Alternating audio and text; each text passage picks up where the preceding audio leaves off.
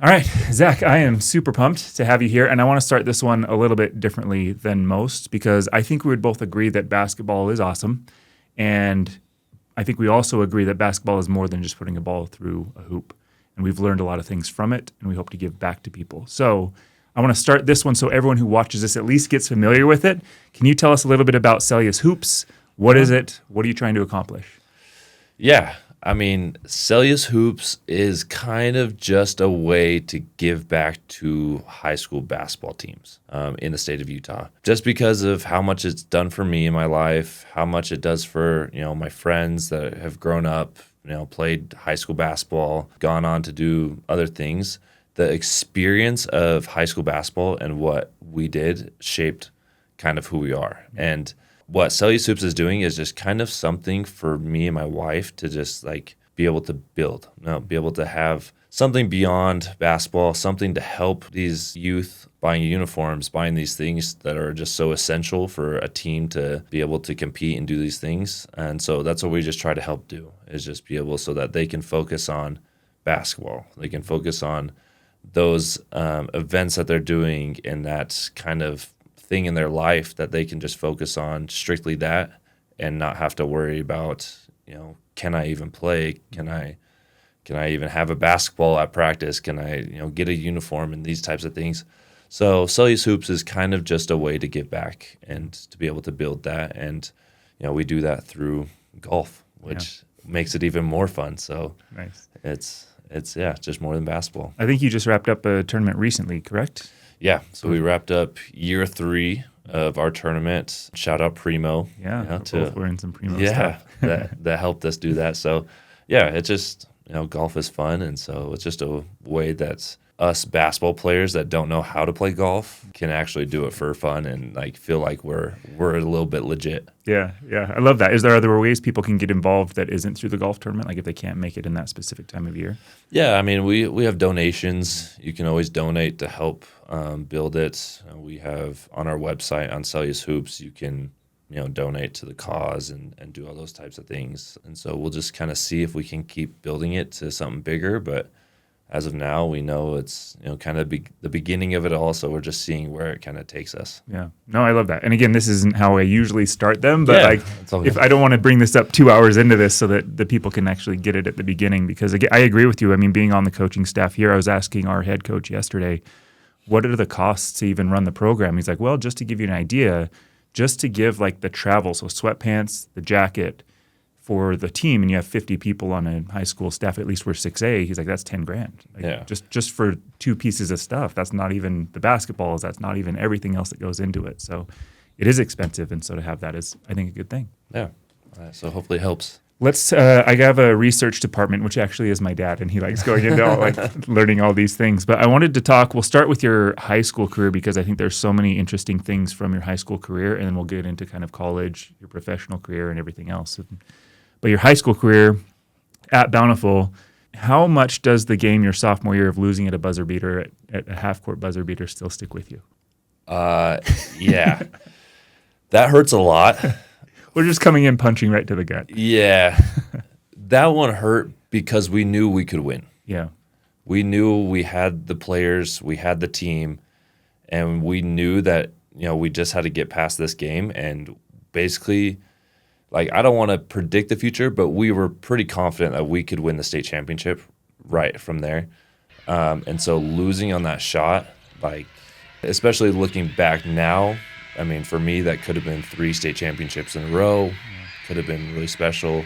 But, shout out Jalen Moore for that incredible shot. And doing that also hurts that he went to Utah State. And so that little bit of a rivalry between that also hurts. But it was, it happens. And I also think that it was a motivating factor for the next 2 years as well. Losing that, it was we don't want this to ever happen again. Yeah.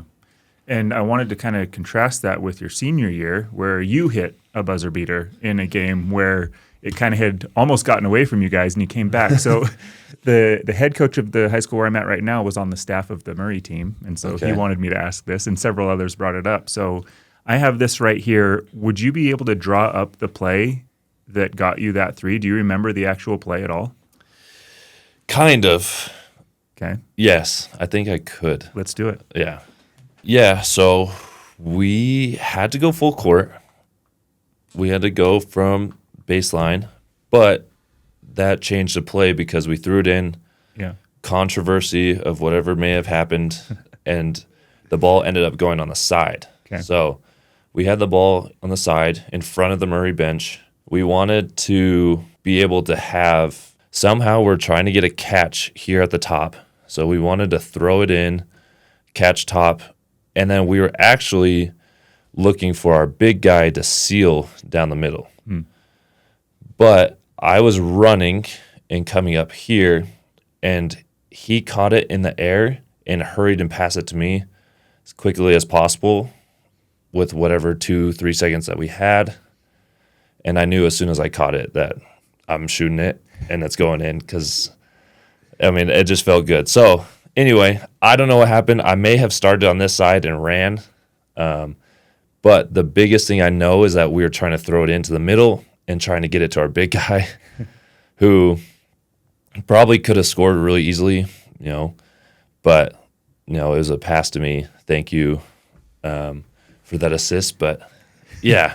So I don't know if I drew that very well but that's kind of the way it happened. Hodges guarding him. Inbound into Parrish. Seljaas for the win. Zac Seljaas from downtown. And Bountiful fends off Murray and will continue the trek to defend their 4A crown. Well, it's interesting too, and I mean, in the game of basketball, right? We plan for certain things, and then they inevitably go wrong, and then you have to kind of adapt to that. But that's super cool, and that feeling I would assume was pretty awesome compared to the sophomore year. Yeah, it was definitely a different feeling.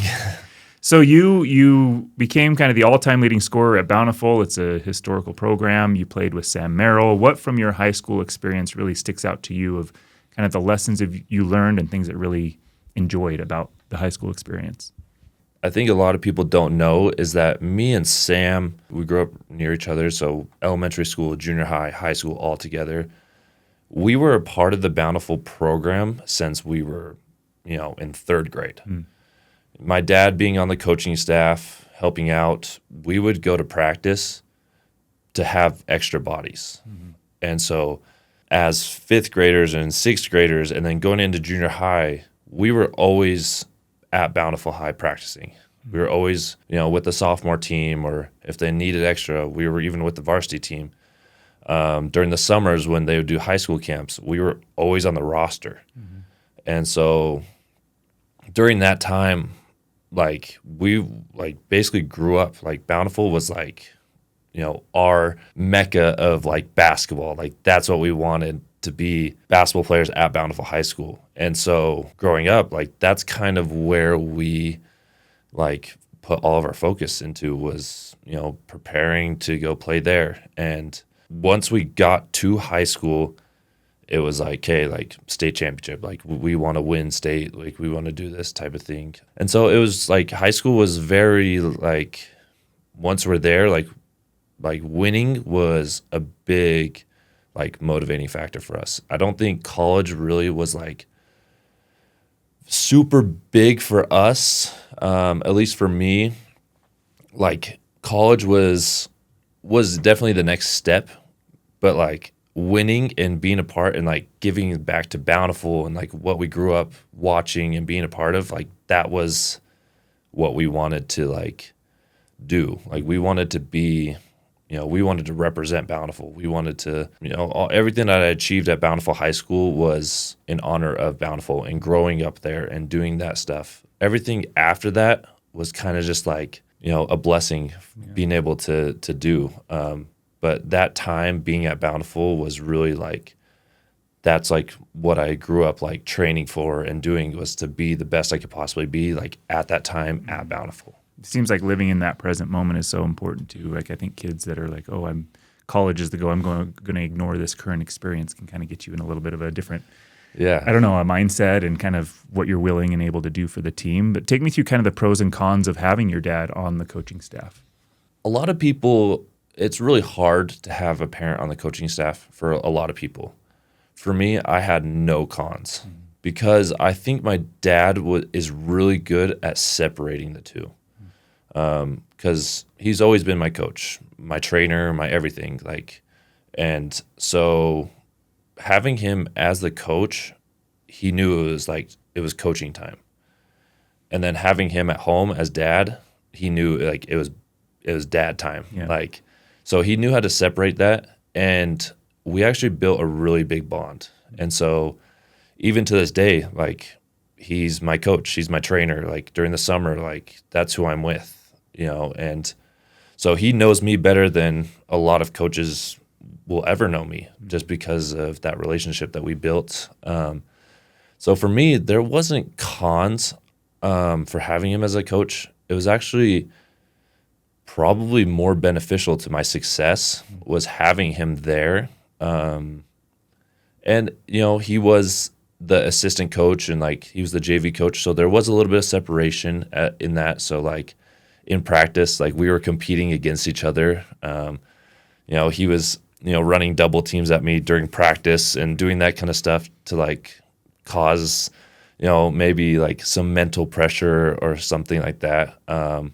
And so he knew ways to kind of help me grow and be a better basketball player. And then also he knew, all right, let's get better at this. Let's do better at this type of thing. And then during games, he knew how to emotionally let me be where I needed to be to be able to succeed and to do the best I could possibly be. And so I really respect and love my dad so much for that aspect of being able to separate the two, but then be the best he could possibly be at both at the same time. Yeah.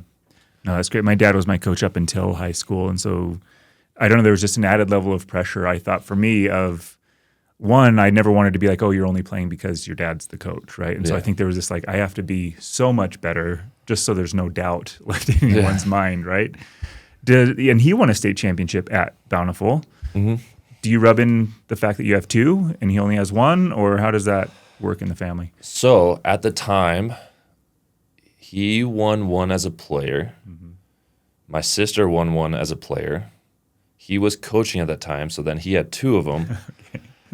And then he adds two from me, but then my sister goes on and adds, 7 more coaching. So my sister kind of runs the family and state championship. So I thought I was cool for winning 2 as a player, but then they have way more as coaches. So I can say that I was a better player, but I can't say that I was a better coach. A lot of state championships in that house. Take me through playing for Coach Maxwell. And we had a question from Coach Meacham at Harriman and the kind of the Maxwell style of kind of that pressing all of the time. How did you feel like that playing style gave you kind of helped your athletic abilities, but also was it kind of tough from a shooting perspective? Or how did that, full court press all the time style fit with your personality? I had great teammates. I think that's no. I mean, like I said, growing up in the system, growing up watching my brother, do all that, and my dad being a part of the coach, coming up out of elementary school, going to practice, watching it, being a part of it, and then by the time I got there, I knew the system. Yeah. I knew kind of what we were doing, and so I was prepared for that. But the other thing too is Maxwell is really good at teaching that stuff, and so new guys, new players, anyone was able to adapt really quickly. Mm-hmm. And he was able to kind of put in all right, if we do really good defensively, offense is going to be super easy because it's just going to be fast break. And so if we could just master that press defense, and we had 6 different presses that we would call out during the time, and guys wouldn't remember it, and so it was just chaos. And so then we just called it the amoeba press, and which is after a lot of legendary coaches, the amoeba defense of just forming into different things. He kind of just said, this is our amoeba defense, and everyone kind of just do what you need to do as long as you stay in front of your guy, and as long as we rotate together. And so we built really good chemistry throughout the years and had really good defenders. And so it made it really fun. Like, it made basketball fun. And it actually got into the point like where you're, getting stops, full court pressing, getting easy layups. But then on the other side, like, if they score, like, we're running back at them. Yeah. So then they're getting tired. And then we're just trying to be the best conditioned team and being able to do all that. As I got older, I got a little more freedom from Coach Maxwell, and so I was able to kind of be my own, person and do all that stuff. But later, I think in college, it kind of came back to me like how much what he taught really helped me, and I probably wouldn't have been the same player if it wasn't for what I was taught at the time. And so during that time with Maxwell, like, I would think that it was a fun way to play basketball, and probably was a big part of our success throughout those 4 years. Yeah. It's funny you mentioned that because I tell our team now that I almost want to cry tears of joy if the other team scores. Too often I see the defending team just kind of like stop. Oh, man, they scored, and we walk and we take the ball out and let's walk it up. Like, no, like, get that in. My favorite thing is they score. Everyone's going to score. Every team is going to – I've never been part of a 0-point game. They're going to score, and if you can just grab that, go, and get an easy layup, I think like, that's one of my favorite things in all of basketball. Yeah. They haven't turned around it, and you just take it back at them. That's awesome. You had great teammates. I want to emphasize that because I'm going to make you kind of not brag about yourself a little bit, but take us through the mindset of somebody who you were the Gatorade Player of the Year, especially your senior year. I mean, there's so much attention and focus on you, and every team that plays you has to figure out how to stop you. What is that like? What is that for people who haven't been in that position? What is it like going into every game knowing that they are scouting you, they're going to try to find your weakness and push on it as much as they can? Yeah, I mean, it's fun. It's super fun. I mean, you have to just love it. Like, you have to love basketball to be able to, like, do that. I think a lot of good high school basketball players, that's kind of where they kind of drift off in that aspect of maybe they were really good and then they're just kind of getting, more even with the playing field as time goes on. I think it's that love of basketball. And I would say that a big thing for me and for when I would train and do all these things is how good I was at basic things. I wouldn't say that I have a ton of skills of like dribbling, but I was our point guard on our team. Being 6'7", being our point guard, and I was going to have a smaller guy guarding me. He was going to be faster than me. And so I didn't necessarily need all these dribble moves and things as long as I was really good at just dribbling past him and then creating some sort of separation. That's all I needed was just a little bit of separation. And at that point, I knew that I had the advantage. I could either shoot over him or I could drive past him if he was, coming too close. And so I got really good at those basic things, and I got really good at just mentally just loving the game more than other people, because I always wanted to watch games. I always wanted to be a part of games. I always wanted to play. I always wanted to do those things. And so being able to just like have that mental advantage of like, I love this hardship of this game, and I knew that I was better at the basics than someone else, it made everything so much easier. That's awesome. Can you take me through what did your outside of formal practice schedule in terms of training look like once you got to high school? And I want to talk about this as you go through your career, but in high school specifically, what were you doing outside of formal practice? I will kind of like go back and maybe you get into this, but I committed to BYU as a sophomore in high school. And so I knew basically my whole high school career that I was going to BYU. That factor of it all made so much stress go away. And so I kind of just was like, all right, I want to be the best I can be here. I want to win a state championship. And then I also want to be prepared for BYU for after. And so every morning from my freshman year till my senior year, before school at like 5 a.m., I would go shoot at the church with my dad.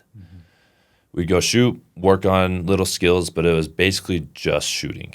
Was it the same routine, or would you do different things every time? Everything was different. I mean, like depending on what I was feeling like I needed to work on, form shooting, dribbling, like off dribble shots, those kind of things. It was more, that was kind of like my individual training session. What are we going to work on? Like what is in game, like that kind of stuff.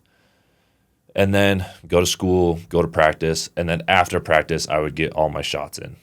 Just catch and shoot, get rhythm, nothing too crazy, but then that was kind of it. So basically for all 4 years, like morning workouts and then after practice shots. And we just did that for 4 years, and that was our routine.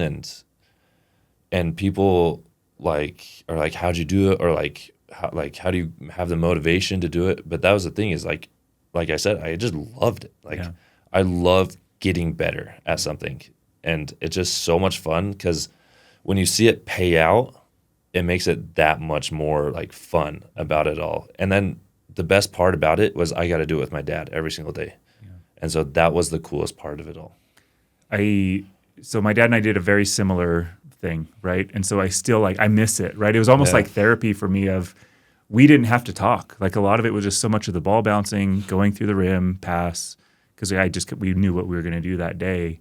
And I've shared this a couple times on the podcast at that time I was a decent shooter. And so my friends who didn't play would say, you're so lucky that you're a good shooter. And I was like, luck has nothing to do with this. And I think for you too, luck has nothing to do with that. If it's the time and the reps that people don't see for that moment in the game that people do see, right? That buzzer beater came from years of that happening over and over again. It wasn't just that moment. Yeah, so I think that's so important that kids and parents understand that. If you could go back to your freshman self in high school right now, what advice would you give your freshman self? I would just say, I would just tell him, just keep going. Yeah. Like those times that maybe I look back and I'm like, oh, maybe I should have gone and done a workout this day, or I stayed home, whatever. I would just tell myself, just go do it. It's going to be worth it. And I wouldn't say that I missed a lot of those days, but that's all. I would just keep going, because it's all going to work out, and everything's going to be fine, and everything's going to be what you want it to be as long as you just keep going. So, and I would just cheer them on. Yeah, that's great. So let's move into the recruitment side of things. So you mentioned that you committed as a sophomore. What did that recruitment process look like? When did it start? How did that conversation start? Are they talking directly to you, to your dad, to your coach? What does that all look like?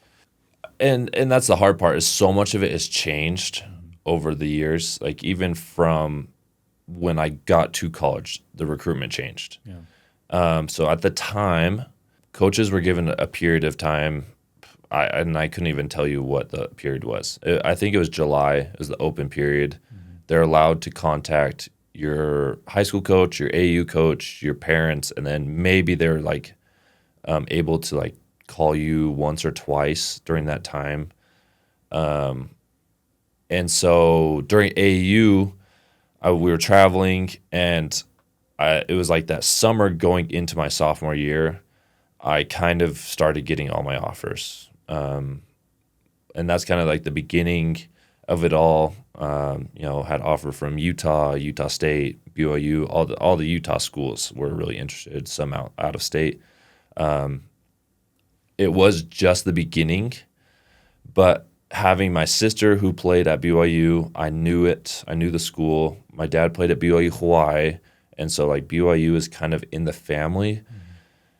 And so a lot of my visits there, I talked with all the coaches. Tim Lacombe was a really big coach at that time, helped recruiting me, and he was really involved with all my recruitment. Coach Pope was there as an assistant at the time. He was, there were times I'd go down just to sit in him going through film with other players. And so I'd be like, man, I really love this, what they're doing. And I'm not knocking Utah State or Utah at the time, but what BYU had, I was just I want to be a part of that. Mm-hmm. I know it. I'm close to home, but I'm also distant enough You know, I have all these things. I know what I'm getting into. They also knew me as a player of like what I wanted, how I wanted to be at that time. And so I just was like, man, like BYU, like I'm not going to get a better opportunity than this. Like, and so I committed, and right before my sophomore year season started, I committed to BYU, and I was like, yeah, this is where I want to be. And so that process was really nice. Because all my other friends were still like, oh, I don't know where I'm going to go. I'm still waiting. I want to go, you know, here, but I'm still waiting for them to, you know, send the offer, do these types of things. And I was lucky enough to have it at the start, and I committed to BYU. And so from then on, the next, you know, 2 seasons of AU, they were always support. They were at every single one of my AU games, but like cheering me on. And I don't know if they're allowed to do that, but they were cheering on the side. And so it was just like really fun. And from that day, like I felt like I was a part of a family, and I wasn't even there yet. Yeah. You know, I felt like I was one. And so like it was like a big blessing of like, all right, this is exactly where I'm meant to be and meant to go. And so I knew that right from the start. And it made the next 3 seasons of AU, of high school, just super stress-free. Yeah. Because I had all that off my back. I could just focus. School was easy because I wasn't trying to get into certain schools. I knew all I had to do was get to BYU. And so it was a smooth process in that sense, but it was like really quick, and I know it's a lot quicker than a lot of other people had too. Yeah.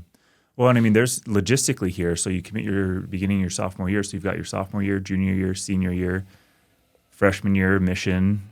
I mean, we're talking about 6 or 7 years here of time that are kind of going in between you committing and then like being fully involved in the BYU program. So I think a lot can change with coaches, with assistant coaches, with personnel that's committed to BYU or that has left BYU. So in that recruitment process, and when you make that commitment, what was explained to you as what your role would be at BYU when you got there, and then was that fulfilled? Yeah, and there was a lot of change.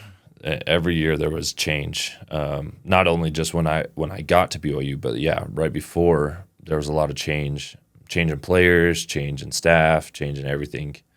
Yeah, my role was it was basically who I was in high school, you know, like a guard, being able to, you know, handle the ball, but shoot and do all that kind of stuff. Like I was given kind of that green light of like, this is who you're going to be. This is who you're going to evolve into. I wouldn't say quite Kyle Collinsworth like, but in a sense of the way, you know, being a taller guard, be more like his position, but maybe more of a shooting guard of him, where he was more attacking, driving type of guard. And so it was kind of like in that aspect. And to answer your question, no, it was not fulfilled. But I will say that I am not mad that it wasn't fulfilled, because I think it all worked out exactly how it's supposed to be. Speaking of, so you have the second most 3-pointers made by a freshman at BYU. And a question that came from the internet was, what in your mind took you from being a really good 3-point shooter to an elite 3-point shooter? Was there anything over a certain amount of time or something that changed that took you from really good to just elite level at the college level? I mean, obviously there's reps. Like you can always say reps get you to this point. Like putting in 1,000 shots on, you know, doing all that kind of stuff. But I will say that I've had teammates who are incredible practice shooters and can't make shots in games throughout my whole career. You know, they're just guys that are like that. They have perfect form, and for some reason in a game, even wide open, like they just can't make a shot. And I will say that like it was more of a confidence factor, and I would say shooting is more confidence than it is fundamental or, you know, form or whatever that is. because you have to believe in yourself and what you do before it goes. And I will say that my freshman year, and maybe you can look up the stat, but I think I'm the leader as a true freshman. Yeah, that could be, yeah. Yeah, because Nick is the one ahead of me, Nick Emery, right? And he was a returned missionary. Yeah. So Nick, you can't. It doesn't count. You can't have that. Yeah, you were too old. You were too old. I was a teenager still. But having him as my teammate and him also being the number one in freshman shooting, we were doing it in the same year. And I think I learned so much from him because Nick was this basketball player that had no fear out of anything. He was not afraid to make a mistake. He was not afraid of the spotlight. He was not afraid of anything. And that's what made him so good. And so good in high school, so good in college. And once I got to college, I think I was a little like the light, the big lights, all that kind of stuff. So you're like a little bit timid. But as the season went on, I felt like I was just getting better and better and better because I was learning so much from him of like, you don't need to care. All you need to care about is like that shot, that one shot. And then just like, you're going to keep moving on from there.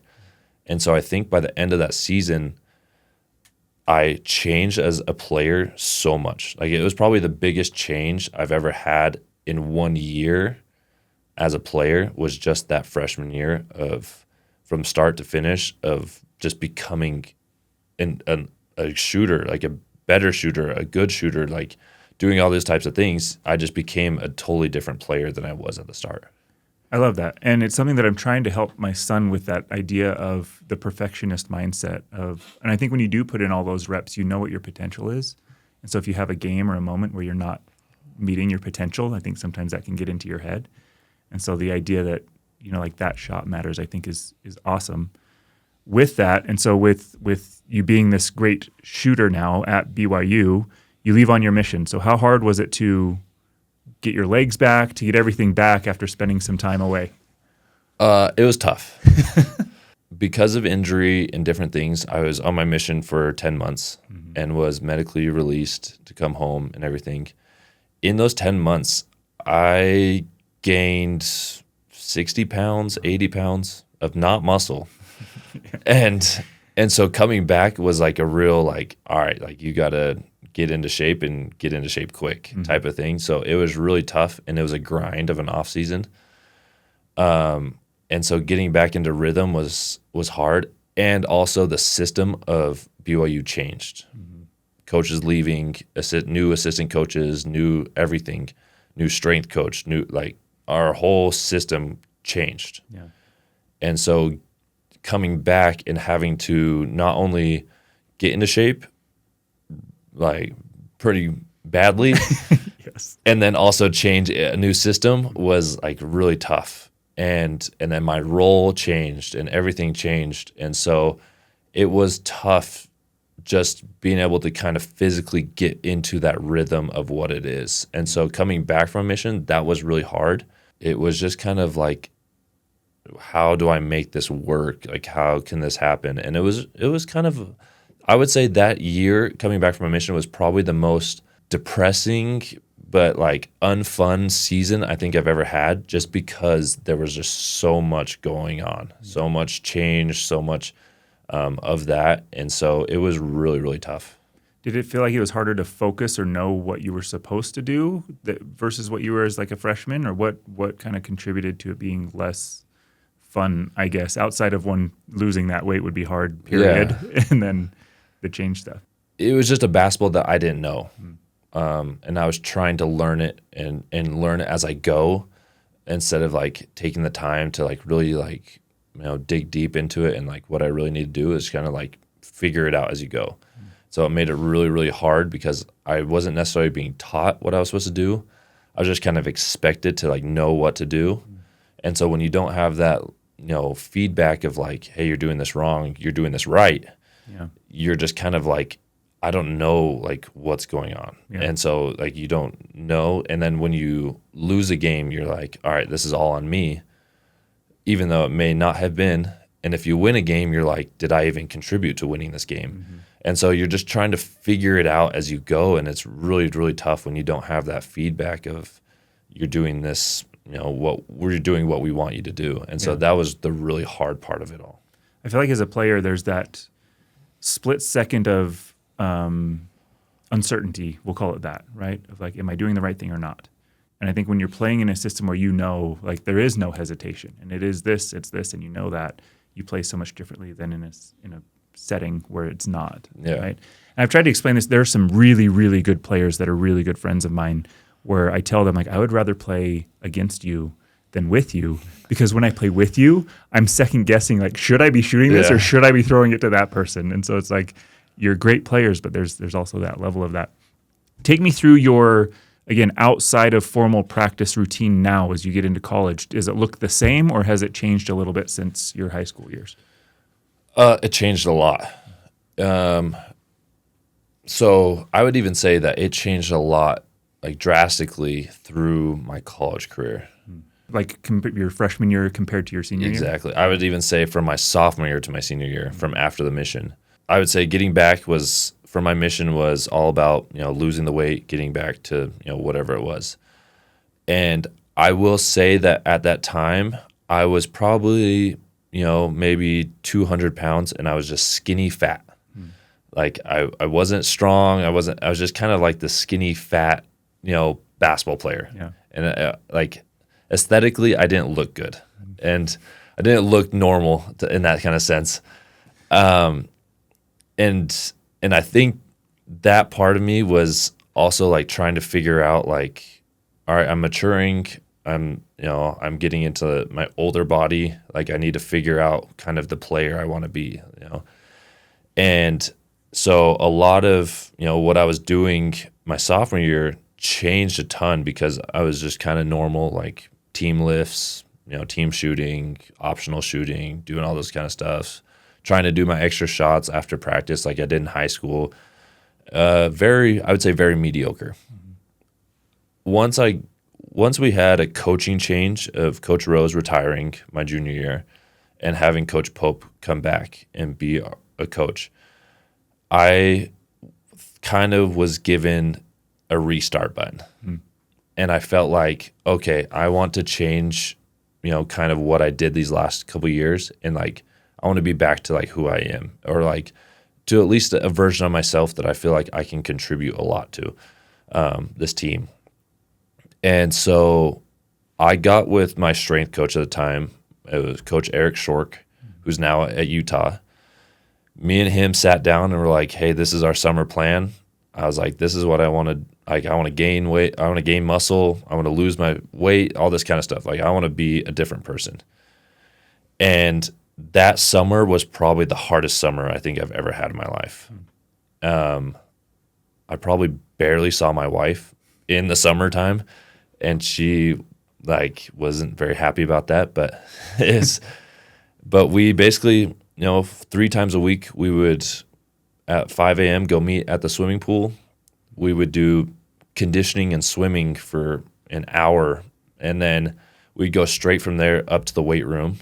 We'd go lift for an hour on our own, and then after that, I would do my own basketball training stuff, and then we would have our team practice in the afternoon. And that was every day for 2 months. And that got us to August, and then in August we went on our Italy trip as a team, and then I broke my foot. And so I came back home, and basically I got back with him, and I was like, okay, during this time, like, I'm not stopping what we're doing. So we were back in the pool, back lifting, doing everything we could. Even with my cast on, like, not being able to stand, I was sitting on a bench, and he was just bringing me weights all the time and doing this stuff. And so I lived more in the weight room than I did on the basketball court with him. And that changed who I was. Like, I was a completely different player. I looked different. I became just kind of a different player. And because of that, like, I didn't spend so much time on the court. I kind of had control of who I was as a player, and I kind of had that control back. And it was like, all right, like, now I have confidence in myself again. I have all this stuff. And so I was able to kind of just be who I wanted to be and be able to help the team as much as possible with my new version of myself. Yeah. Hearing you say that, it's interesting because I interviewed Alex Jensen at Utah, Casey Stanley's at Westminster right now, Chris Burgess at BYU, and they all mentioned like you have to love basketball if you really want to play at that level. And hearing you go through all of that stuff, like it sounds miserable. A lot of it sounds like just physically and mentally, and again, your relationship with your wife, like you have to love this game to really be able to perform at that level. So props to you for being able to do that, because I think a lot of people aren't willing to do that and their career ends sooner than they would hope. From a drills perspective, you had mentioned like, okay, you've transitioned from high school to college, and then even your body is changing. What drills in particular from a basketball perspective have helped you in practice create game-like situations? Because you mentioned you've had several guys that were amazing in practice, and then the games, it just doesn't translate. And then we see that as well as like as we're going through catch and shoot stuff in practice, and then in a game, it's just higher pace and the adrenaline and the breathing and everything else is different. So what drills have you found that help you simulate game-like experiences? Yeah. So you mentioned Chris Burgess, and I know that he was on here. So he's a big part of my basketball venture. I mean, he's a big part of me wanting to play overseas. He's a big part of my basketball career at BYU because of him being my coach there. And so it's been kind of like this whole circle of things. And when he got to be the coach at BYU, the assistant, I did a lot of work with him on the court. And he changed a lot because everything we did was game-like situation. We never did any BS shots. Yeah. Because we looked at it and it's like, all right, where am I going to shoot during the game? Am I ever going to go between the legs twice and shoot it off the dribble? Never. And if I do, I'm probably subbed out. Yeah. And so we looked at every single situation that I was going to get those shots, and that's what we practiced. We didn't care about 1,000 shots or 2,000, whatever it was. We wanted 100 shots that are going to be as game-like as possible, full speed. Every single shot of those 100 shots are going to be full speed. And as you go, you're like, all right, I made 50 out of 100. Pretty mediocre. Next time you want to make 60. Next time you want to make 70 out of 100. And then you just keep going and going and going. And so that was kind of the way that I took it. And that's how I do it now, today. Like, I go to the gym, I'm going to put up 200 threes.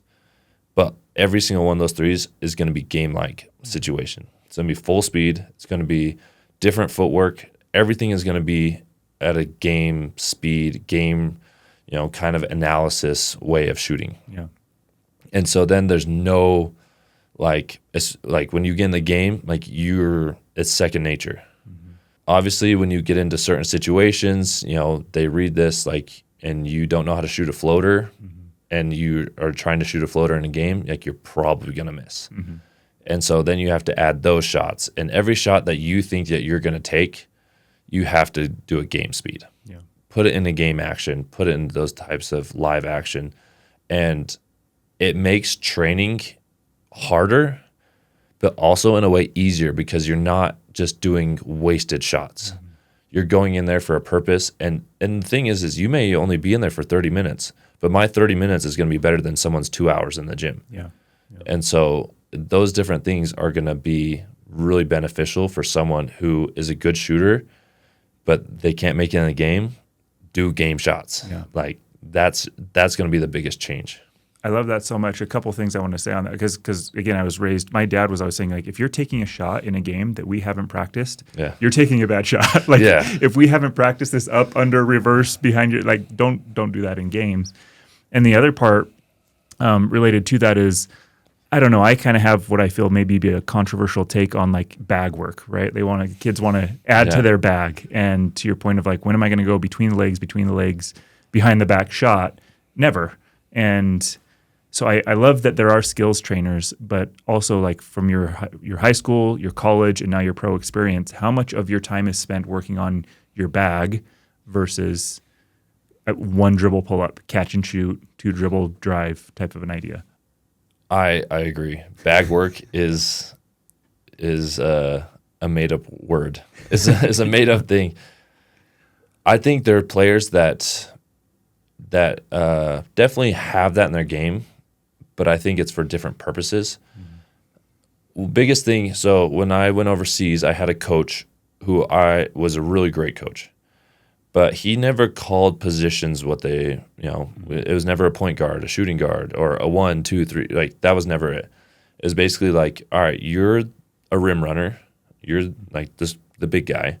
You're going to run to the rim. If we find you, we find you. If not, every single one of us is a creator. We're going to create something. We're going to create someone else a shot, or we're going to create a shot for ourselves. And none of that had to do with bag work. Yeah. And I think that's where people get mistaken is they're like, I have to have this in my bag to be able to show these scouts and to show these people and to show and to be better in AU and to show better mixtape and all this kind of stuff. It's like, yeah, it looks cool, but if you're going to come play against me, I know exactly what you're going to do, and I'm going to live with it every single time. Yeah. And so I know exactly how to guard you. I know exactly what's going to happen. And the thing is I'm going to do one move, and I'm going to be better than you every single time. Mm-hmm. And I'm going to just continually do that same move until you stop it, and then I'll go to the next one. Yeah. Because that's what professionals do. Yeah. Kobe did that all the time. He's probably the greatest example of it, that he's going to do the same thing over and over until you stop it. But the thing is he has, 7 moves to, most professionals 2 moves. Yeah. And so that's what makes him so good. And I think that's where kids get wrong, and even college kids in that sense, is they're trying to do all these trainers and different trainers and this and this and this, where a trainer is great for getting your basics down. Mm-hmm. Get your basics down with a trainer, and obviously maybe some people don't have what we had in a dad who is able to do that, and you need a trainer. That's great. And a trainer is great on doing that.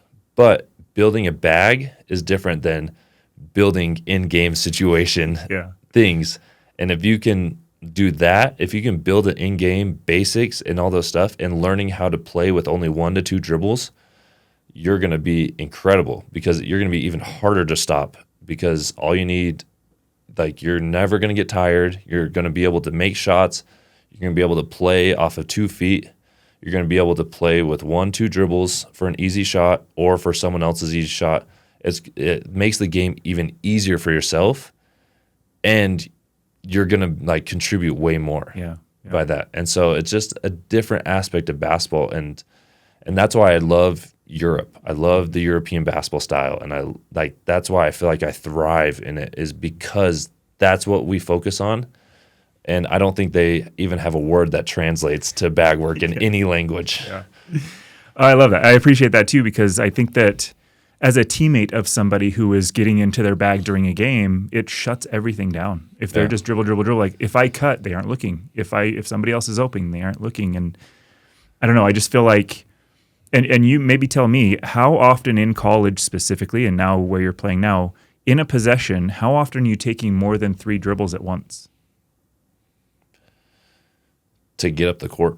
Right. If you're not bringing the ball up, it seems like it's catch and shoot, attack a closeout, move the ball. Yeah. Obviously, there's always going to be someone. Yeah. There's someone who, at the end of a possession, end of a shot clock, time running out, there's some sort of possession of an isolation. Yeah. And that's what you get into kind of at the professional level, is you find that mismatch. Mm-hmm. Obviously, if a guard who's really quick and does have really good ball handle skills, and they have a big guy guarding them, you're going to try to, take them off the dribble. But you're not trying to take them off the dribble to shoot the ball. Mm-hmm. You're trying to take them off the dribble to either get an easy layup or get someone else an easy shot. Yeah. And so that's the difference, is we see so many people are like, all right, I got to take him one-on-one ISO. But one, you're going against a guy who's your same position and same speed and everything. So there's not going to be a change. Mm-hmm. So you have to figure out how you can get that mismatch. And then once you get that mismatch, then you can make something happen. Yeah. But, I would say 75% of the time that whatever that is, it's not for you. Yeah. It's going to be for someone else. Yeah, I love that. Take me through now, so you kind of wrap up your career at BYU. Let's go back to freshman, now at BYU, Zac. What advice would you give to freshman Zac at BYU? Because I think it's a little bit less of an ideal experience that high school was, right? Yeah. And so now you've got a little bit of a different recommendation. If I would go back, I would tell myself, like, find the joy and love. Like, keep that love of just, like, training. Like, don't worry about practice, all that stuff. Like, just stay in love and keep doing the stuff that's outside of basketball.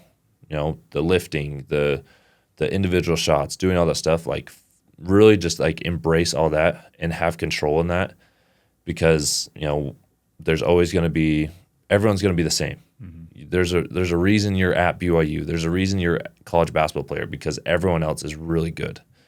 And so if you want to, like, be successful, stay in love with the process of everything. Don't just, like, get in the mix of everyone else. What does the transition look like from college to overseas play now? When did that start to enter your mind? How does that, I guess, like, from high school you were recruited. Is it the same idea for overseas play? Like, what does that look like? So, like I said, I've known Chris Burgess for a long time. I knew him while he was playing overseas during his career. And when he was overseas, that made me want to play overseas. So from a high schooler or junior high kid, I was like, man, this is so cool that you get to do this. You get to play professional basketball. I think I wanted to do this more than I ever wanted to play in the NBA. Like, that was, like, a big part of, like, I want to do that. And so in college, that was always my goal. Coach Rose knew that was my goal. Coach Pope knew that was my goal. They were, like, they knew that this is where I was wanting to go with my career. By the time senior year came, or towards the end of the season, it was like, hey, like, the first step is we need to find you an agent. And so obviously, like, we can talk about, like, COVID hit, shut down the season, all that kind of stuff. And so that actually helped me in a way of, like, pausing and being able to have a, like, time that I can be able to really find an agent that's going to help me during this time. But finding the agent was the easy part. The hard part was the job, because of the COVID situation. So it was a little bit of a mix. How do you find an agent? Is that your coaches are helping you out? Is that, like, I mean, it's not like a Craigslist ad that you can just go find an agent. Look, there's 1,000 ways to find an agent. And the thing is it's the trick is finding the right one. Yeah. Because there's a lot of shady agents. There's a lot of agents that are out there looking for themselves only, and they're just trying to find guys to, I don't know. It's a whole new, different world. Mm-hmm. And you really have to understand that. And so at the time, it was, you know, talking with my coaches, talking with Burgess, with Pope, with all those guys who have had experience with agents, seeing who they knew in connections. I got a million messages from agents who probably aren't agents anymore now, mm-hmm. who are trying to be like, hey, come with me, sign with me, do all this kind of stuff. And so I just kind of did it through connections, through Pope, and found a guy that was willing to help me. And so you kind of just, once you hire that agent, he's basically does everything for you. He's your salesman. And so you really have to trust him, and hopefully that you had enough film and enough, you know, things from your college career and everything to be able to get a job. And so for me, the biggest thing was in Europe, it's a different basketball game. They don't care if you played at Duke and won a national championship. Mm-hmm. You never played European basketball. Yeah. That's their mindset. And so for me, knowing that, it was like, all right, I don't care where I go, just get me over there so I can prove myself. Yeah.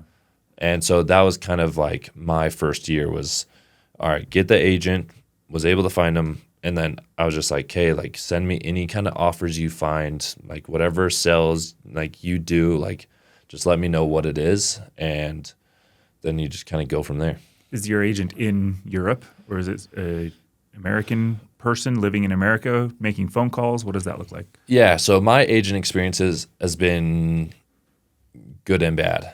My first one that I hired, he got me a job, and I never heard from him again. Okay. And he kind of was just like, all right, like, Zach's going to do whatever Zach does. Like, he got me my money, and so like I'm kind of done with him. Like I have better options to like kind of worry about. So I fired him, and during COVID, and then I went home after that first year, and I was basically like, all right, I played overseas, I did it, like I'm done. And my wife was like, all right, great, like what's next? And I was like, I don't know. And so we were kind of just sitting at home, and for basically a year, like I was trying to help coach at BYU as a grad assistant. I was trying to, be a high school coach. I was trying to do a lot of different things just to like kind of fill that time. And that's when I met my agent now. Is he reached out and was like, "Are you still playing?" And I was like, "No." He's like, "Do you want to? Like, we can find you something." And I was like, "Yeah, like, I have a kid now. Like, if you can find me a job that is willing to take my wife and my kid with me, like, I'll consider it." And I didn't tell my wife, and so she was like, all set. Like, we got to find a place to live here. Like, we got to find a home and all this stuff to settle down and do all this. And then he finally, like a week later, was like, "Hey, we got a job for you." And I was like, "Oh, okay. Like, I better tell my wife. Like, I better let her know that there's a job." And I was super excited because I was like, I want to play. Like, I really want to play. And so I told her.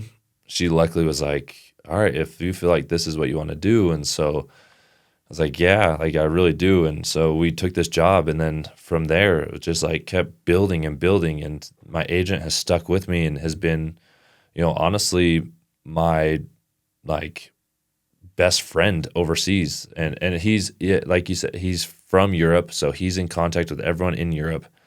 But he just was able to help me. And every time I'm there, he comes see us to make sure everything is working. And so like, me and him have a really good relationship, and that's what kind of built our career, was having a good agent who does that. And I picked one that was living in Europe at the time so that he can kind of have that like in-face factor, where I know that if I had an American agent, it'd be harder to fly out, do all that kind of stuff.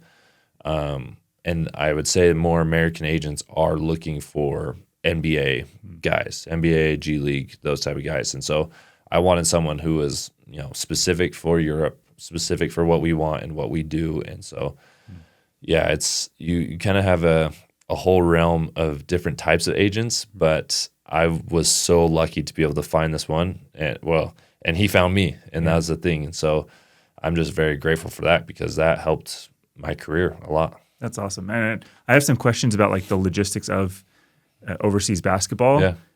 But first is how does the actual basketball game itself differ overseas? Not just the league structures, but like on the court game.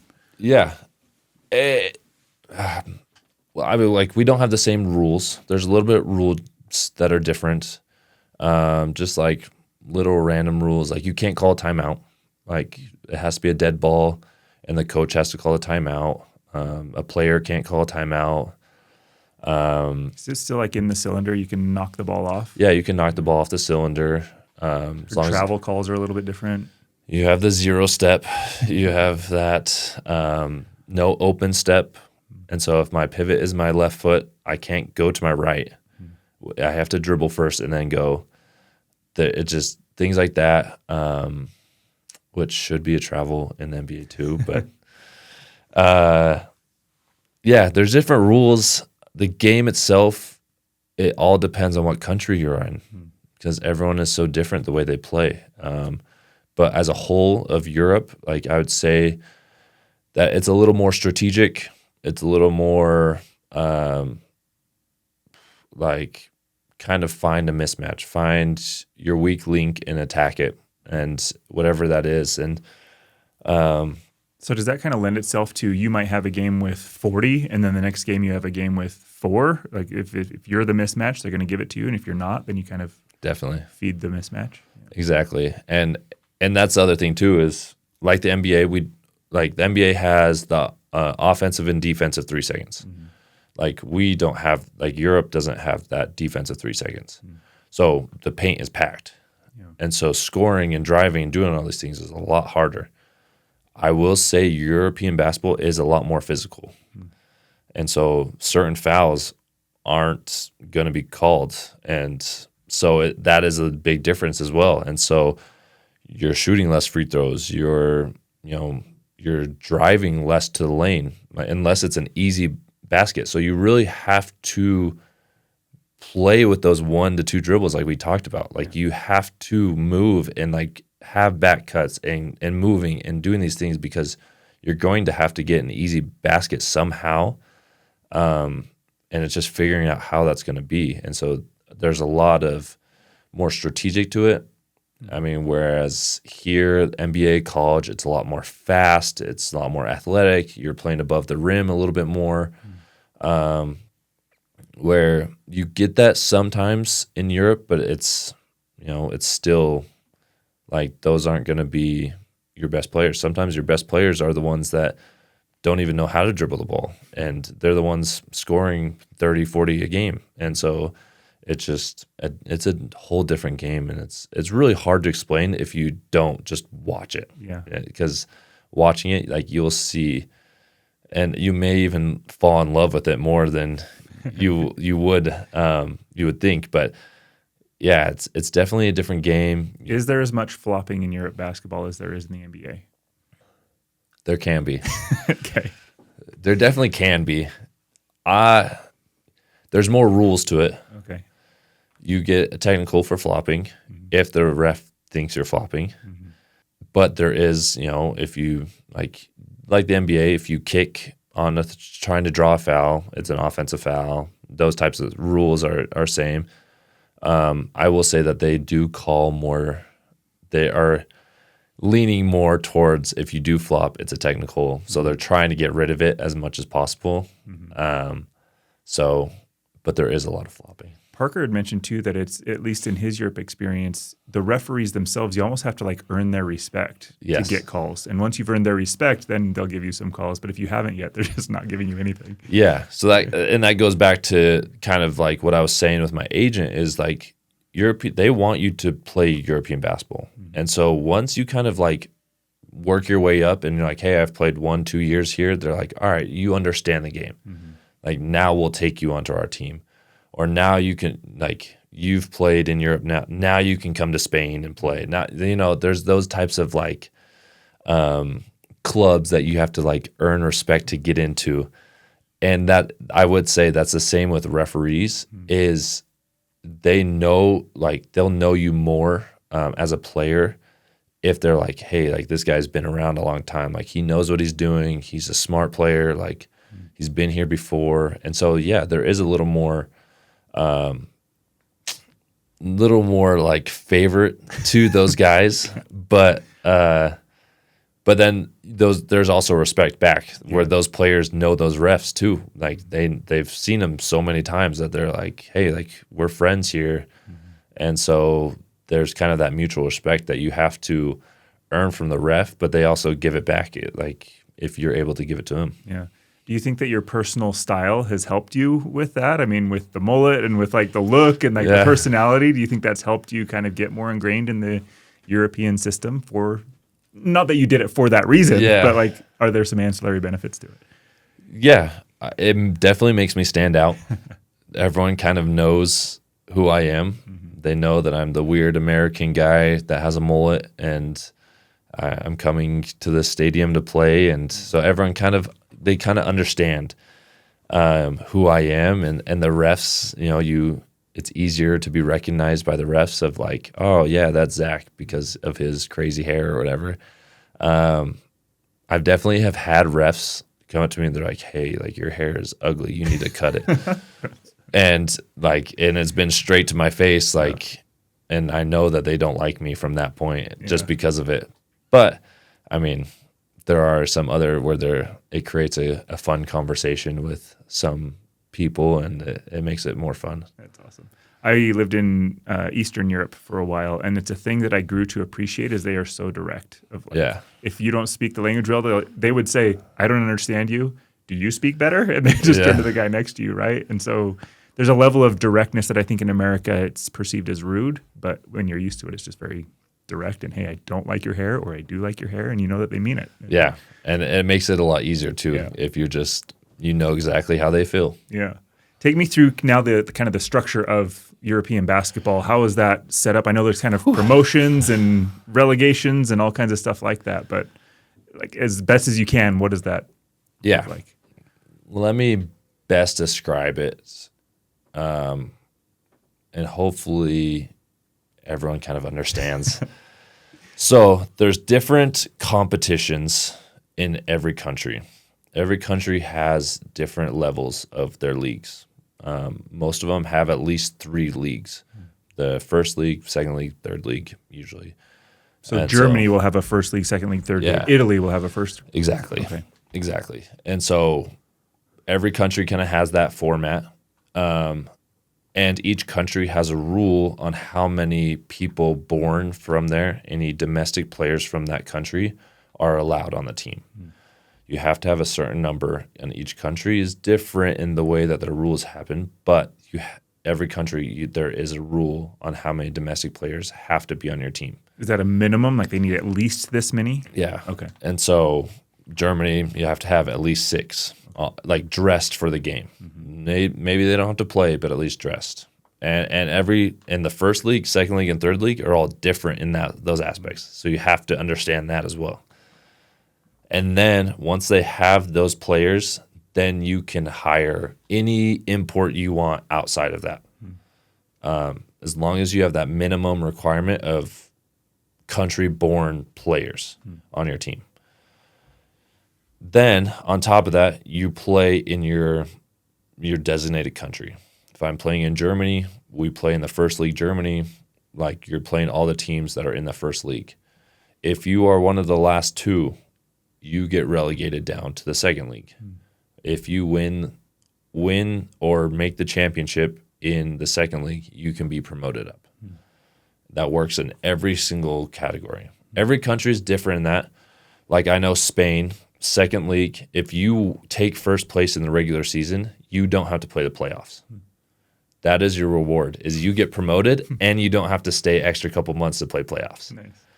And then whoever wins the playoffs out of the 2 through 11, they also get promoted up. Okay.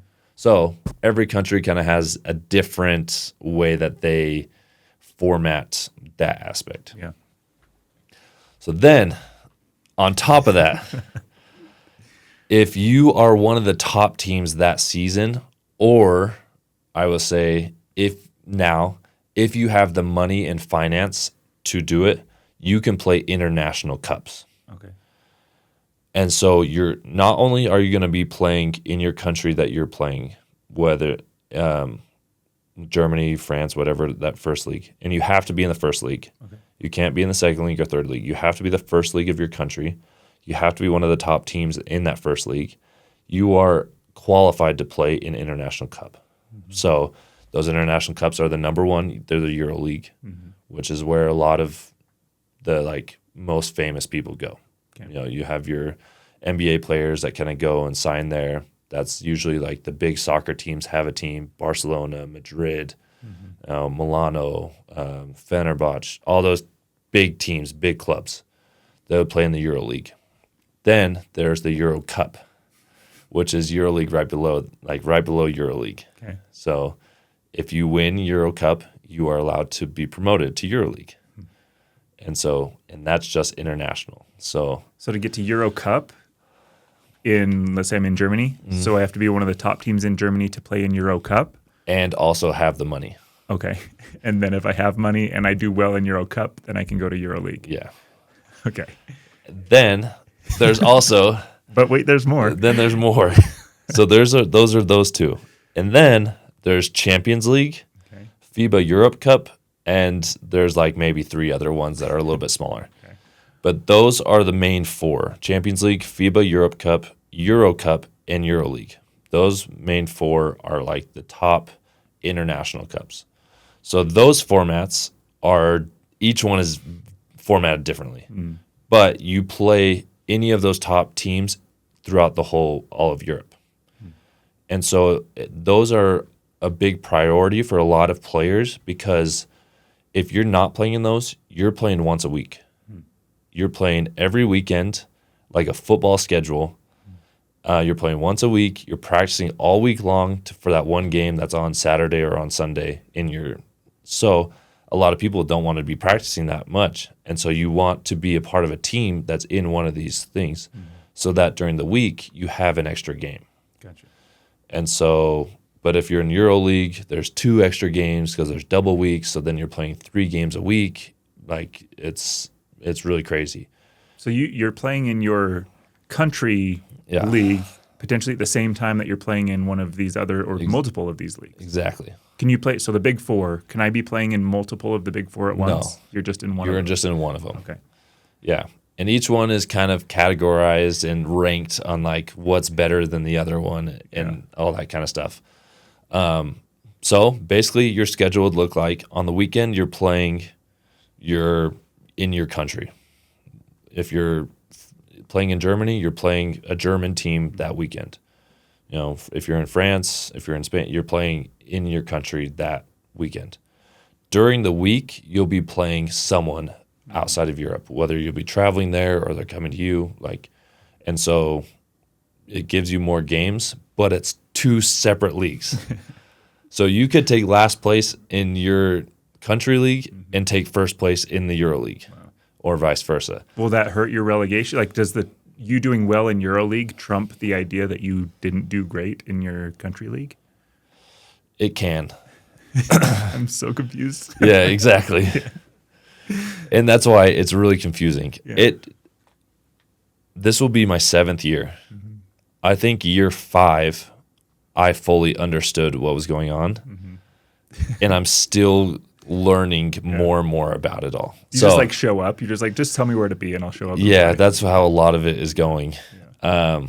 So there's a lot more in it all. It keeps building. It's chaos sometimes, but those are the priorities for a lot of people overseas to have more games.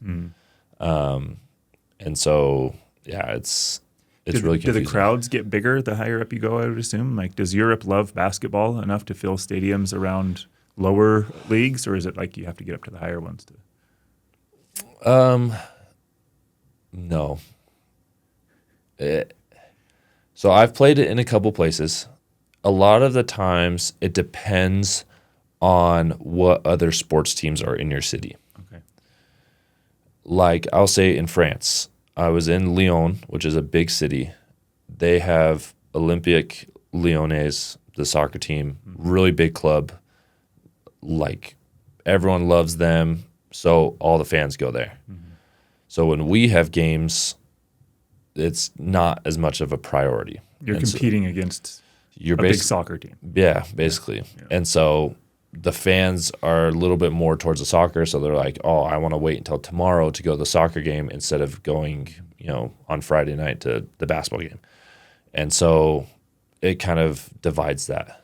But I've also played in cities where basketball is the only sport in that city, and we have every single person in that entire city that lives there is for us. And they want to be there, and they want to show out, and they want to make sure that the other team is just feels that presence.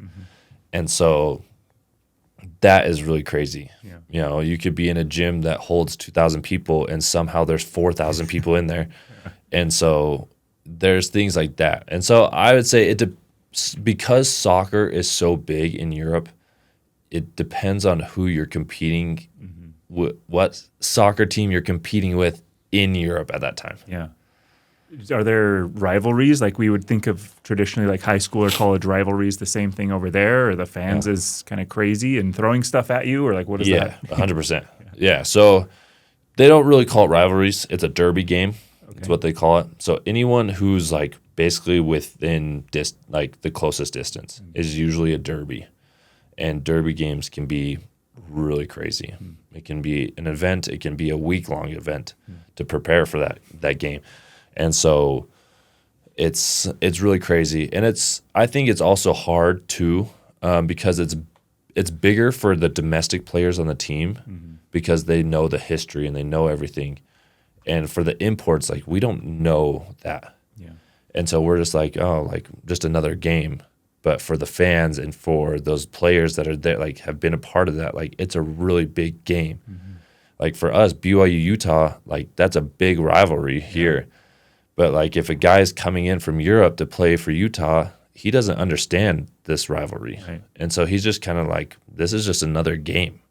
But why is everyone going crazy for this? Like, and so there's that weird kind of connection with it all. And so trying to like involve yourself with it all makes it really fun because then you can kind of be a part of that like derby rivalry, like culture of like, all right, like, yeah, we want to go beat these guys. And so it is big if you understand the history and like what the game means to the fans. Yeah. That's awesome. So you're going to Napoli. Yep. And so where does that all fit in this big diagram that we have in front of us? Yeah. So Napoli, they're in the Euro Cup. Okay. And so we will play in the Italian Serie A, so the first league in Italy. Okay. And then we'll also play in Euro Cup during the week. And so it's just, another competition. It's, like teams in these kind of situations, they want to prove themselves. Mm-hmm. And so this is a really big opportunity for me, for the team to kind of really go out and prove that we can be successful and we can move up to EuroLeague potentially, and be able to show that we're capable of an organization to do that. Mm-hmm. And like last year, I played in Asvel and Lyon, and we were part of the EuroLeague. And so it's just another competition, just another way of doing it. So I can say now, the year before, I played in Champions League, played in EuroLeague, and now playing in Euro Cup. So I've almost hit all the big four. Collected and so, so it's just going to be another experience, and hopefully it's going to be good. And I mean, I'm excited and looking forward to it. Are there certain countries that kind of have a reputation of consistently being kind of in the top of the Euro Cups or the Euro Leagues? Yeah, usually more Western Europe. So usually your Spain teams are going to be the top. Usually your French teams will be, at least one of them will be really good. Same with Italy. Usually one of them will be really good. And then you throw in like a Turkish team. Mm-hmm. They have a lot of money in Turkey, so they're able to build really good rosters and really good teams. So they usually have pretty good teams. But then you look at the Serbians, that Yugoslavian area, the Serbian teams usually have really good teams, and they're usually really competitive and tough to play against. The most brutal fans, and so that's always the tough places to play. And usually the teams with like the top teams that are consistent every year. What about like contracts? So you sign a contract to go play for Napoli, for example. I know that the soccer contracts are a little bit different in how they can be bought and moved around than like a traditional, what we would say, an NBA contract where you're traded during certain times. Is it once you sign there, you're there, or is there a chance that your team could ship you off in the middle of the season? Yeah, once you sign, you're there. Okay. It's very rare. Like I think almost never that you are traded. Okay. Like I don't think that really ever happens. There are situations where they can loan you to another team, which is like soccer, kind of how it is. They'll loan you for money and all this stuff. That also, you see that more with younger players. Okay. Usually with those domestic young players. Mm-hmm. So if they bring an 18-year-old up to come play on their team, for us, like if he's an Italian, so he's a domestic player for us. But they're like, oh, we can hire this 28-year-old to come in. We'll loan the young guy to another team, get money off of him, and then that kind of is the situation that is that happens less, but it's more. That's a little more usual than a trade, I would say. Take me through like the language side of things, because you're living in all these different countries. Are you learning the language? Do you have interpreters? Are you doing brand deals where you're doing commercials in other languages? Like, what does that all language side look like? Yeah. Do your kids now know 8 languages? Yeah, my kids all speak. My kids are a lot smarter than me. Everywhere you go, English is always going to be the common for the team, because sometimes your coach isn't even from the country. So the coach also has to speak to the domestic guys and all that kind of stuff. And so English is always going to be the common language.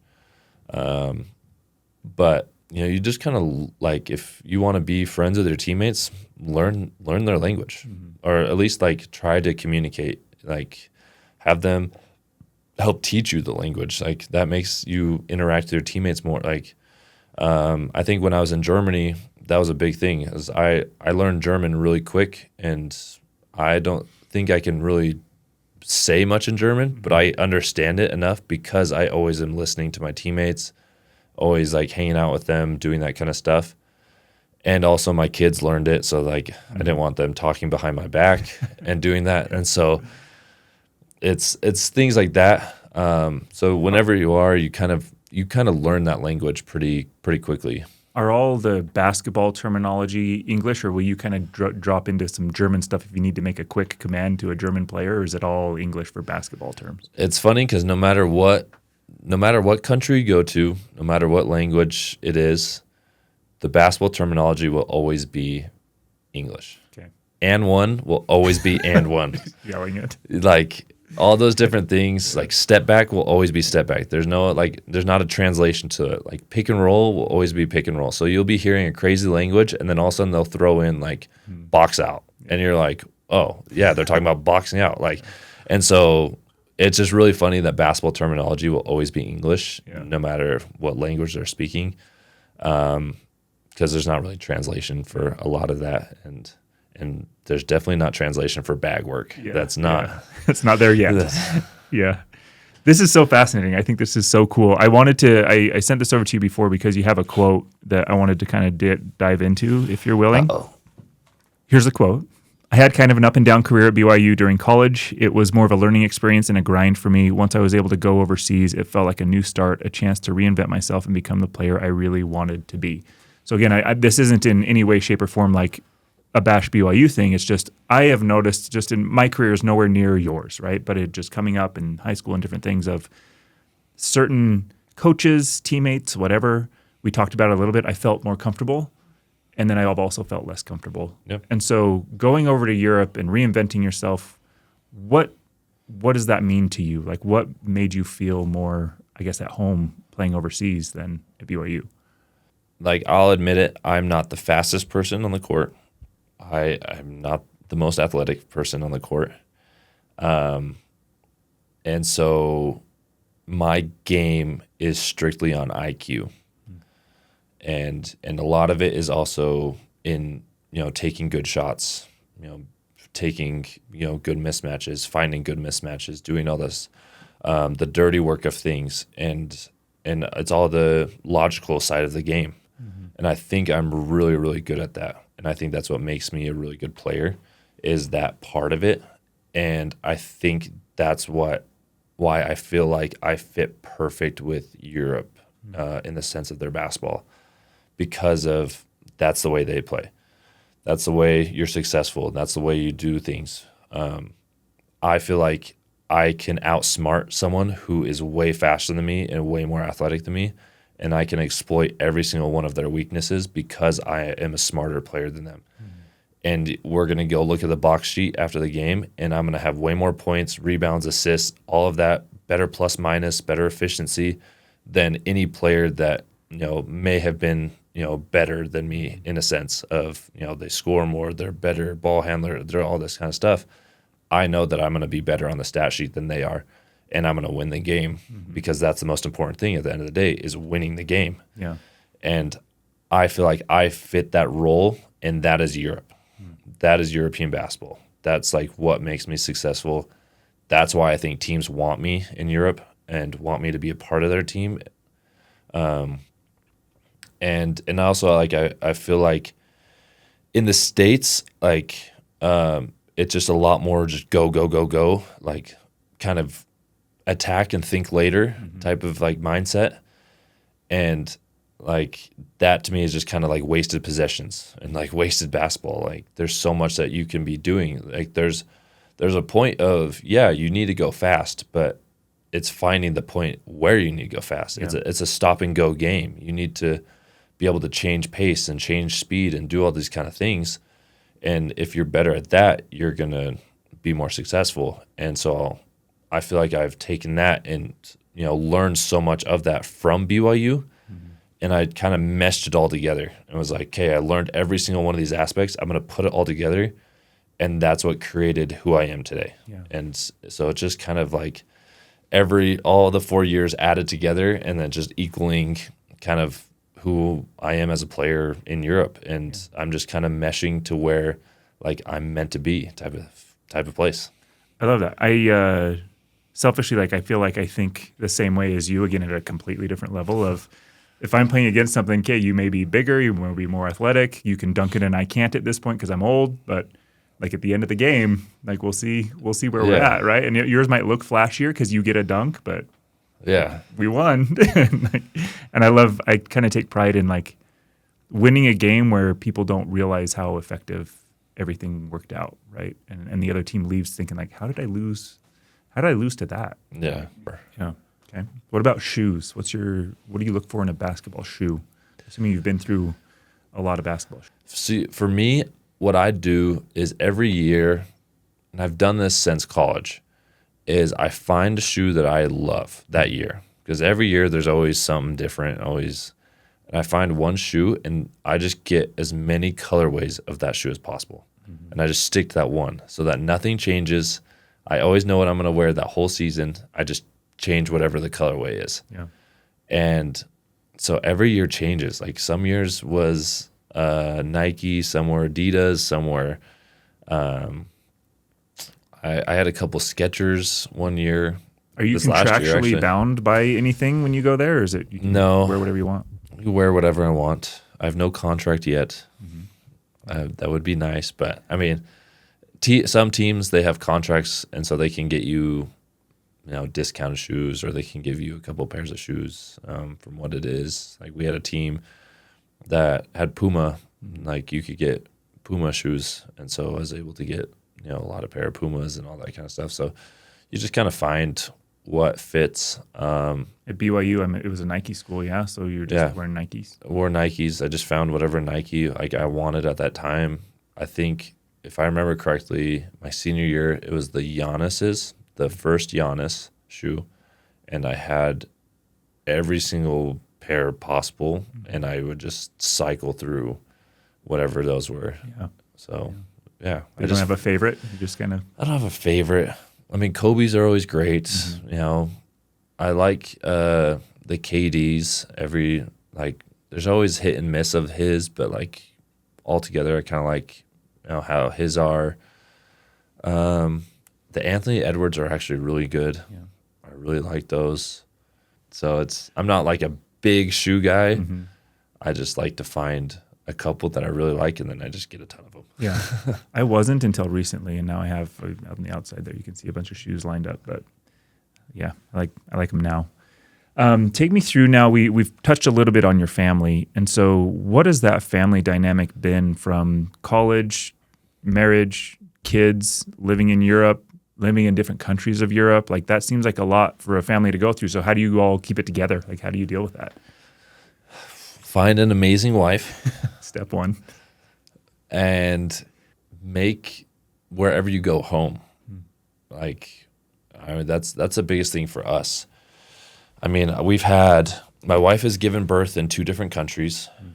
She hasn't had great experiences, but we've had good support through it all. And so I think being able to find a way to make whatever place home, whether that was as soon as we get there, being a part of the community, or putting our kids in the public school so that they can have friends and do all these things, and we feel a little more obligated to support the schooling, and just little things like that make you kind of grounded in that area, even though you may be on a 1-year contract or whatever it is. That 1 year, you're going to be 100% committed because you just put your whole life into it that year, instead of being all right, I'm out of here in 10 months. We'll just kind of coast through. Yeah. And when you kind of make a place home, not only is it home for you, but it can be home for your teammates. A lot of my teammates, if they have a wife, sometimes she's still in the States. She's not even with them at the time, or all their family is back in the States and they're here because they're single and all alone. And so like not only making my home a home for me and my family, but making it for my teammates as well and for people around us, for missionaries that are out there, making a place for them to feel like, all right, like I feel a little bit more American again, to be able to have this place, and just finding little ways, because then if you can make it home to everyone else, it's kind of like this little safe haven in the community that you can kind of build, and it makes it really fun. And my kids end up meeting tons of new people and new friends, and my wife is able to meet people and kind of be like the team mom in a sense, and it just makes her feel, a little bit more obligated to do things. And so she's not just sitting at home and kind of like, where is he during the week? And, she has a job to do and I have a job to do, and then our kids are taken care of, and all the kind of things you just have to find and kind of build wherever you go. And it makes it super fun, and it makes it a lot easier. What is the goal? Like how do you hope it ends for you? That's a tough question, because I want to play forever. Mm-hmm. Like I love basketball. Like I love playing overseas. I love competing, and I love like getting better. Like every summer is like my favorite time, because I'm like, oh, I can work on this all summer. Like I have the whole summer dedicated just to do this better. And then I can go and like do it during the season. And it's so fun to see like that progress. And so every like summer and every season, there's always something new, and a new adventure and a new place and new teammates and all these different things, and just making so many connections and friends. And it's hard to say like, oh yeah, like I don't know if I can do this much longer, because like I don't want that to end. Like I don't want that to stop. And so, but for me, like I just want, like I hope by the end of it all, whenever that may be, that like I end with a little bit of like giving back to basketball wherever I may be. Mm-hmm. Being a part of a community, maybe helping a smaller city who has a team, helping them achieve something they may have not achieved before. Mm-hmm. Being a part of an organization that is built to be able to play at the EuroLeague, and maybe have never done that before. I don't know, just like little things of helping, being a part of something bigger than just the basketball game, but building the organization and fan base and team and all that kind of stuff, and creating history. And doing that is just like my ultimate goal. And I hope I can be a part of something like that, by the end of my career.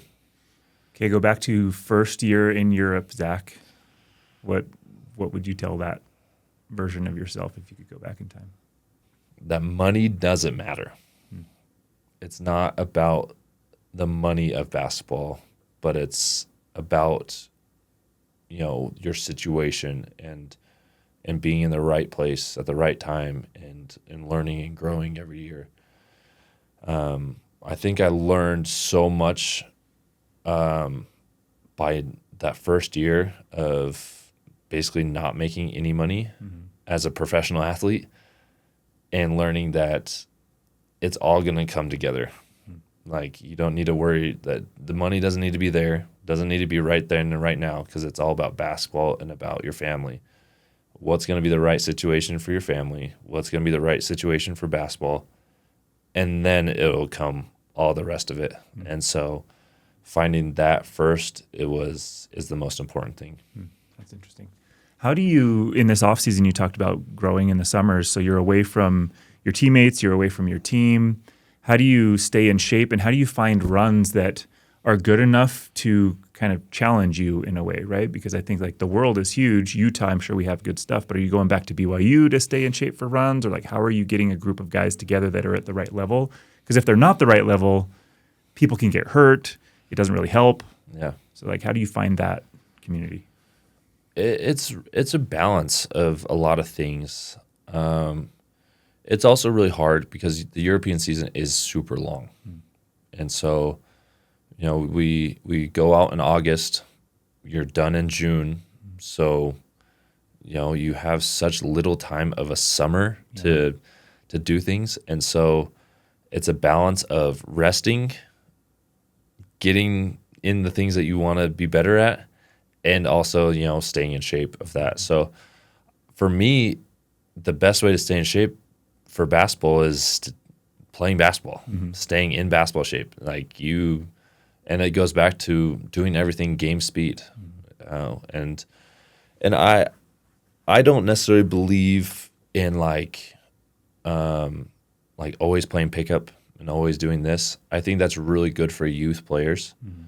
I think I'm at the point now where we play so many games and have so many practices that I need more individual workout, if that makes sense, which is a change, because a lot of youth think hey, I need to do a lot of individual stuff. I need to do this and this and this.